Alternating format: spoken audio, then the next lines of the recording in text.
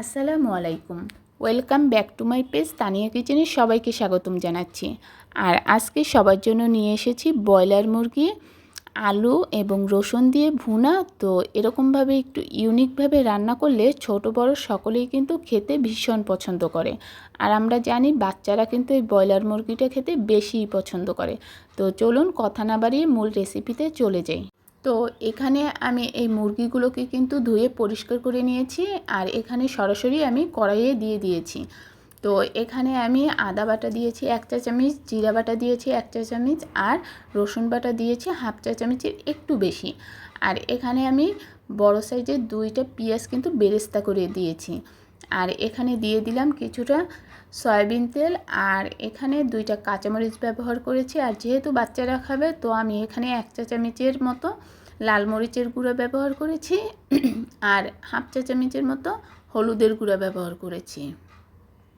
আর এখানে সামান্য একটু গরম মশলার গুঁড়ো ব্যবহার করেছি, স্বাদ মতো লবণ ব্যবহার করেছি। তো সবগুলি উপকরণ আমার যখন দেয়া হয়ে গিয়েছে, তখন কিন্তু আমি চুলার জালটা জ্বালিয়ে দিয়েছি। তো এখন ভালোভাবে একটু নাড়াচাড়া করে মশলাগুলোকে মিশিয়ে তারপরে কিন্তু আমি কিছুটা সময়ের জন্য ঢেকে রাখবো। তো এই ঢেকে রাখার ফলে কিন্তু আমার এই মশলা এবং এই গোশটা দুইটাই কিন্তু সুন্দরভাবে একটা ভাজা ভাজা ভাব হয়ে এসেছে। তো যখন মশলাটা একটু বেশি ভাজা ভাজা ভাব হয়ে এসেছে, তখন আমি সামান্য পরিমাণে একটু বারবার পানি দিয়ে কিন্তু একটু কষিয়ে নিচ্ছিলাম। আর আমরা জানি যে মশলাটা যত ভালোভাবে কষানো হবে, তত কিন্তু খেতে ভালো লাগবে। তো এ পর্যায়ে আমি একটি আস্ত রসুন এখানে দিয়ে দিয়েছি। আর রসুনটা একটু প্রথমের দিকে দিলে কিন্তু রসুনটা ভালোভাবে সিদ্ধ হয়ে যায়। আর ব্রয়লার মুরগি কিন্তু সিদ্ধ হতে খুব বেশি একটা সময় লাগে না। তো এই যে পানিটাও আমার কিন্তু একেবারেই শুকিয়ে গিয়েছে, তারপরেও আমি কিন্তু একটু ভালোভাবে ভাজা ভাজা ভাব করে নিচ্ছিলাম।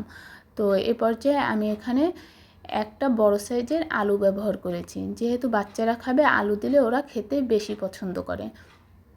তো আলু দিয়েও কিছুটা সময়ের জন্য যখন কষানো হয়ে গিয়েছিল, তখন আমি এখানে একেবারেই পরিমাণ মতো ঝোলের পানি দিয়ে দিয়েছি। তো ঝোলের পানি দেওয়ার ফলে কিন্তু এই যে মশলাটা একেবারেই কিন্তু কষানো এবং রান্নাটাও আমার কিন্তু পুরোটাই হয়ে গিয়েছে। তো এ পর্যায়ে আমি উপর থেকে কিছুটা জিরা যে গুঁড়া করে নিয়েছিলাম, সেটাকে আমি উপর থেকে দিয়ে দিলাম।